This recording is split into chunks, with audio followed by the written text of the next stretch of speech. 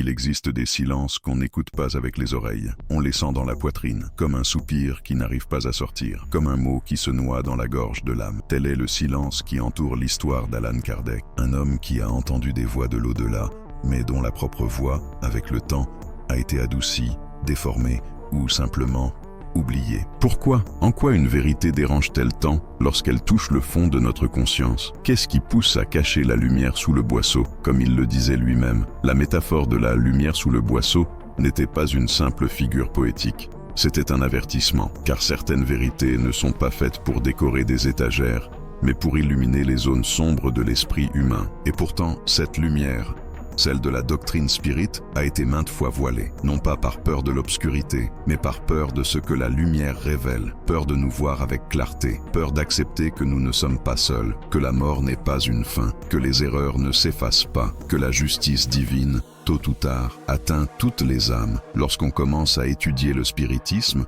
on est surpris par la profondeur de ses principes, mais aussi par le fait qu'une grande partie de ce qui a été transmis par les esprits supérieurs semble s'être perdu, ou n'a jamais été publié, ou a été modifié après la mort du codificateur. Pourquoi cela arrive-t-il? Pourquoi des vérités capables de soulager tant de douleurs ont-elles été laissées dans des papiers oubliés, dans des archives scellées, dans des murmures que personne ne voulait entendre? Certaines personnes sentent, sans savoir pourquoi, qu'il manque quelque chose, que ce qu'elles lisent, bien que puissant, n'est pas tout, qu'il y a des fragments absents, des pièces qui ne s'ajustent pas tout à fait, et elles n'ont pas tort. Après sa désincarnation, de nombreuses lettres, instructions spirituelles et notes personnelles de Kardec ont disparu, ou ont été éditées, ou simplement écartées. Le temps, oui, efface bien des choses, mais pas toujours par hasard. Parfois, ce qui est effacé est ce qu'il fait le plus mal de voir. On peut imaginer l'impact de ces silences. Une âme qui souffre de la perte d'un enfant et qui aurait pu trouver du réconfort dans une instruction spirituelle oubliée. Une mère qui prie chaque nuit pour savoir si sa fille l'entend encore et qui ne trouve pas de réponse dans ce qui a été publié, car le plus délicat a été gardé. Quel droit avons-nous de cacher ce qui soulage ?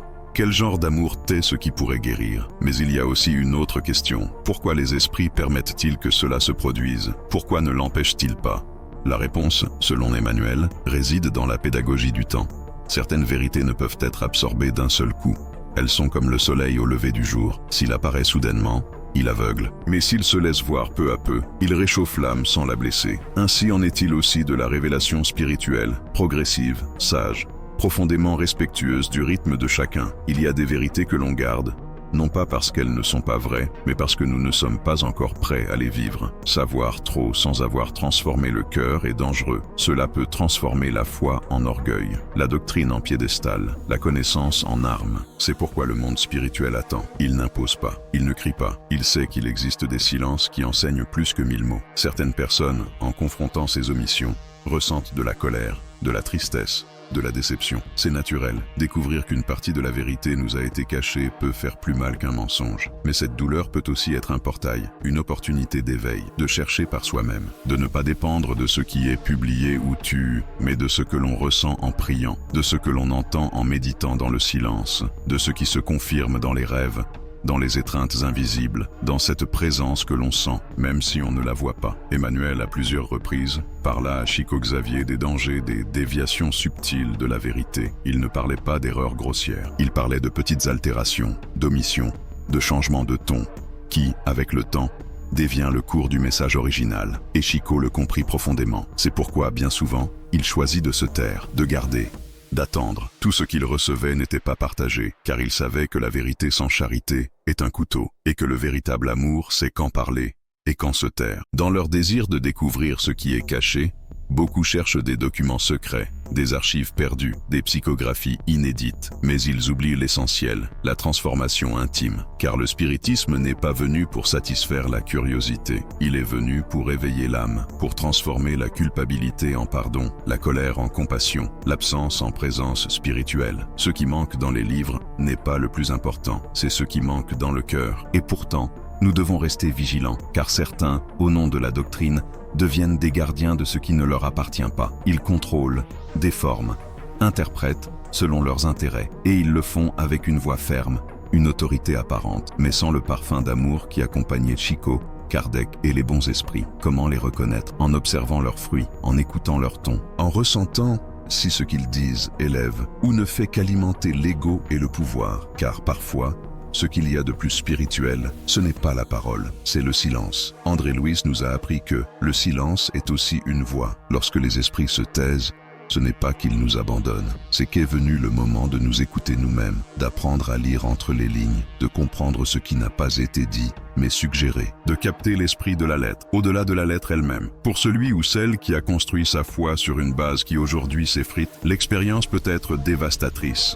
C'est comme perdre la terre sous ses pieds, mais cela peut aussi être le début de quelque chose de nouveau. Car la vraie foi n'est pas aveugle, elle est consciente. Et celui ou celle qui traverse le doute avec humilité parvient à la compréhension avec profondeur. Il y a des médiums qui, dans le silence, ont reçu des messages de Kardec, des récits intimes, des avertissements doux, des enseignements qui n'ont jamais été publiés, non pas à cause d'une censure extérieure, mais parce que les esprits eux-mêmes savaient que le moment n'était pas venu. Les vibrations collectives n'étaient pas encore prêtes. Mais cela change. Cela change lorsqu'il y a des âmes qui prient avec sincérité. Cela change lorsqu'une communauté s'élève. Cela change lorsque l'amour devient assez mûr pour recevoir, sans déformer.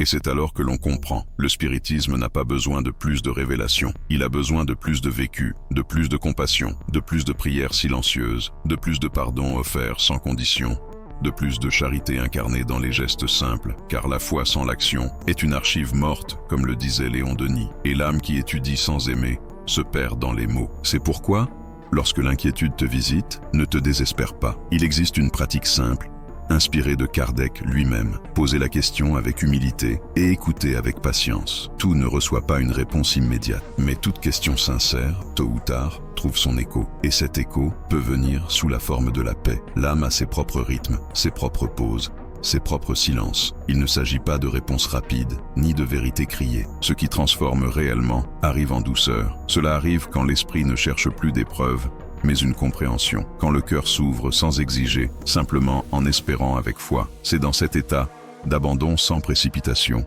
que le monde spirituel agit avec le plus de force. Car là, il n'y a plus de résistance, seulement de l'écoute. Et alors, on comprend que le silence n'est pas vide, il est attente.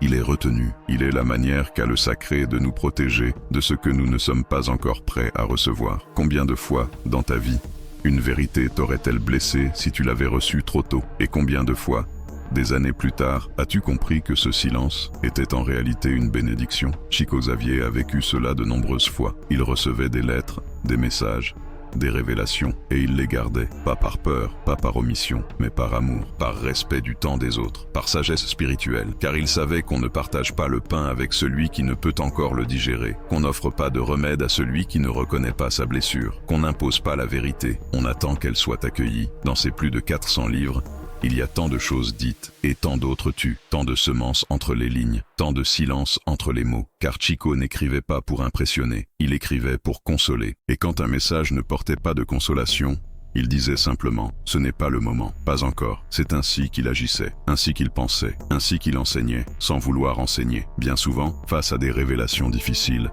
il disait simplement « ayez confiance, tout ce qui est vrai revient ». Et ainsi, il vivait en confiance, dans l'attente, en canal, sans vanité, sans querelle, sans orgueil doctrinaire, car il savait que le spiritisme n'est pas un titre, c'est une manière d'aimer, de servir, de comprendre que personne n'est seul, que tout ce qui se perd est en réalité préparé pour revenir, et peut-être que ce qui te fait mal aujourd'hui, ce manque de réponse, ce doute sur ce qui a été caché, n'est rien d'autre que la manière qu'a ton âme de faire de la place, pour de nouvelles compréhensions, pour un nouveau niveau de foi, pour une relation directe avec les esprits qui t'accompagnent, sans intermédiaire, sans peur, sans fantôme du passé, car le spiritisme, au fond, n'est pas venu créer une nouvelle religion. Il est venu nous rappeler que nous sommes des âmes éternelles, que le corps meurt, oui, mais pas l'amour, que la matière se dissout, mais que la conscience demeure, que les adieux ne sont jamais définitifs, que les retrouvailles ne sont pas une promesse, ce sont une certitude. Et si cela est vrai, alors le reste peut attendre. Les lettres perdues, les manuscrits cachés, Les messages encore dans l'ombre arriveront quand le moment sera venu. Mais la paix que ton cœur cherche, celle-là peut commencer dès maintenant. Elle ne dépend pas de ce qui manque. Elle dépend de ce que tu fais avec ce que tu as déjà. Et tu as déjà tant. Tu as des souvenirs, tu as des intuitions, tu as ce rêve qui revient. Cette odeur venue de nulle part. Cette étreinte invisible que tu as sentie un soir avant de dormir. Cela aussi est un message. Cela aussi est une communication. Cela aussi est une vérité. Alors, si un jour tu sens que ta foi vacille, parce que quelque chose a été tu, souviens-toi de ceci. Les esprits supérieurs ne se taisent pas par négligence. Ils se taisent par amour, parce qu'ils savent que l'âme a besoin de temps, d'espace, de confiance, et que lorsqu'on vit avec sincérité, chaque vérité trouve son chemin. Peut-être que ce dont tu as le plus besoin aujourd'hui, ce n'est pas d'une révélation inédite, c'est d'une prière simple, d'une conversation silencieuse avec celui qui est parti, d'une pensée élevée qui traverse les dimensions, d'un geste de bonté sans témoin, d'une larme versée sans honte, d'un pardon offert du fond du cœur. Cela, plus que n'importe quel document caché,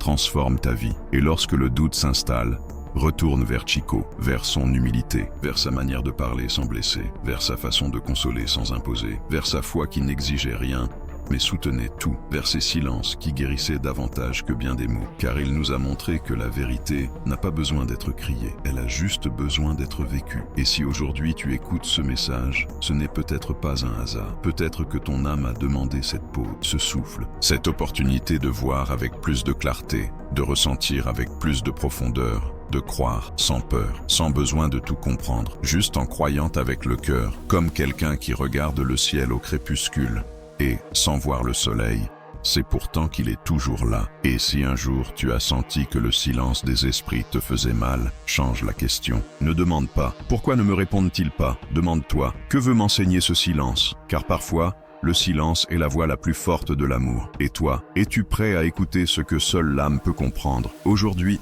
rien qu'aujourd'hui, laisse ton âme se reposer dans la confiance, dans une foi sans bruit, dans une vérité qui n'a pas besoin d'applaudissements. Et si ce message a touché quelque chose en toi, ne le garde pas seulement pour toi. Abonne-toi, partage-le, pas pour moi, pour toi, pour ceux que tu aimes, pour ceux qui sont partis, pour ceux qui viendront. Car la vérité revient toujours, et elle revient lorsque l'amour est prêt à l'accueillir.